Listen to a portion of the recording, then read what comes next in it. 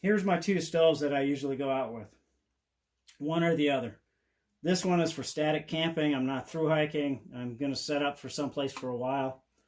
And it's heavy. It weighs a pound empty. And I fill it up with fuel. And you're looking at some pretty good significant weight compared to through hiking. We're not talking about this one. What I want to talk about is a canister stove. Regardless of the type of stove you're going to use, the type of can you're going to use, we're worried about the fuel inside. Optimizing that. This video is going to show a method to where if you're stuck someplace very cold and it's been cold for a long time, this will show a method on optimizing your fuel usage.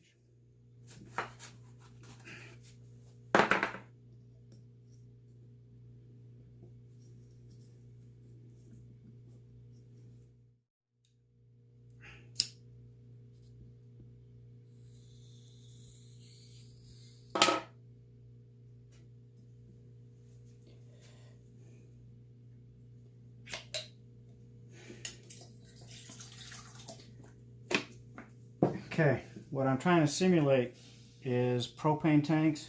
Isobutane tanks are different than propane, and they're different than straight butane. You have a mixture of butane and propane, and what that mixture is usually 70-30 or somewhere around in those numbers. Propane will always vaporize unless it's below minus 35, 33, something like that. But there's only 30% of it in that tank. And if you see, it's not burning very well at all. It's cold. It's just the butane won't vaporize because it's below freezing. About 30, 31, 32 degrees Fahrenheit. What you do is you take this, since it's not burning very well, right?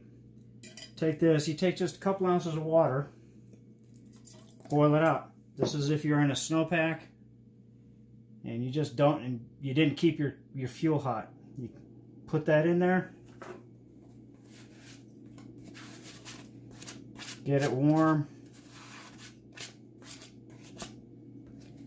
You try to get the water warm in there as best you can. And yeah. Wait for this one. This thing's turned up as high as it'll go.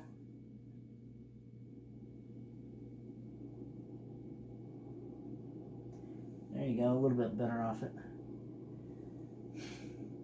But basically what I'm doing is burning straight propane through there because the butane indicated, because I had it in the freezer for a while, to get it, make sure it was really cold so I could simulate this. And I packed it around snow to make sure it stayed really cold. So I'm just burning propane now. And you can see, well, you can see it's not burning well at all. It's just very, very small. Camping in cold country, you're going to see this all the time. A little burning up, getting a little bit hotter because the stove itself is warming up. You see this all the time. Now, you don't need this into a rolling boil or anything like this. You just need it hot enough to warm up your can when I put it in there. What you're going to do is you're going to take this, hopefully it works, you're going to take the cold can and you're going to put warm water in here, set this on the warm water, and if it works, you're going to hear the butane boil off and vaporize. Now you have a stove with enough fuel to cook your food. See a little bit of steam coming up?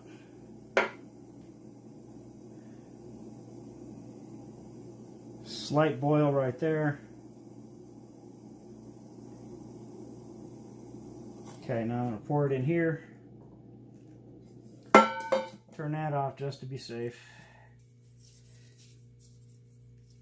Pull all this stuff out of here.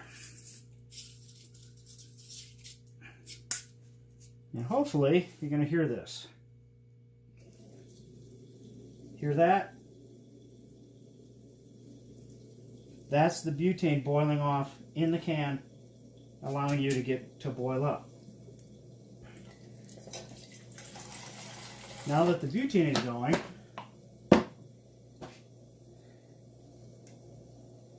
you can bring this up.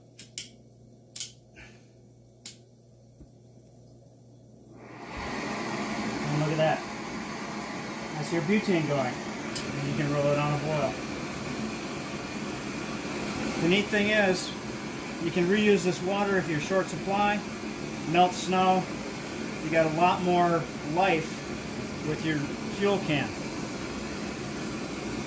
And I'm not going to roll this up to a boil.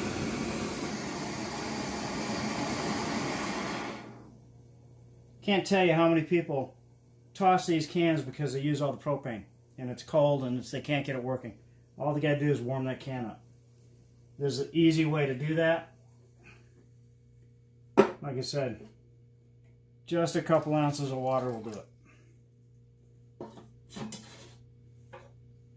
And that's all I got for making your cans last long.